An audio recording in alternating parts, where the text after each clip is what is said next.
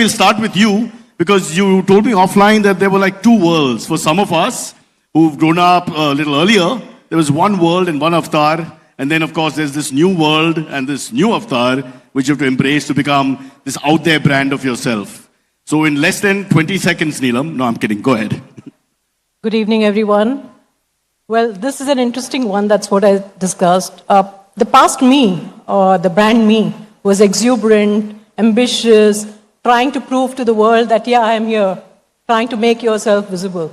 So that was the past me. Today, I think I am more at harmony. I'm more at ease. I'm trying to make a difference by not saying what I do, but why I do it.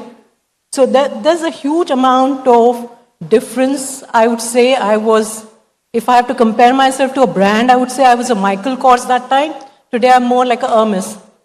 I'm more quieter, more exclusive, more, And obviously far more wealthy. bespoke. I mean, that's a huge leap. Wow.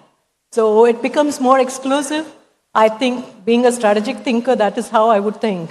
So that's the difference. I think 20 seconds it was. Yeah. That's what my wife said. All right. Calm down. It's not the kind of show, it's a serious show, we're having serious conversation. But in between with my ADHD, I might talk about anything else. So ignore it. But that's a very interesting point here where basically, how do we become a brand? Is it a very like a sort of a choice that you make in a very conscious way where you plan and market yourself? Or do you just be yourself and hope for the best? Well, coming into the financial industry, I don't think you can be loud enough. So it has to be extremely quiet. I would say it has to be strategic.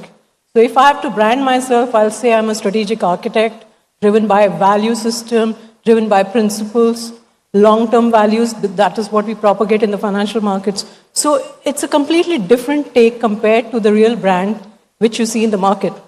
So if I have to make sure that I am visible, I have to do it quietly through meaningful relationships, partnerships, associations, and the success that I bring to the table. That is how people will remember me. People will not remember what I said. People will remember where their money is, how it has been grown, or it has degrown.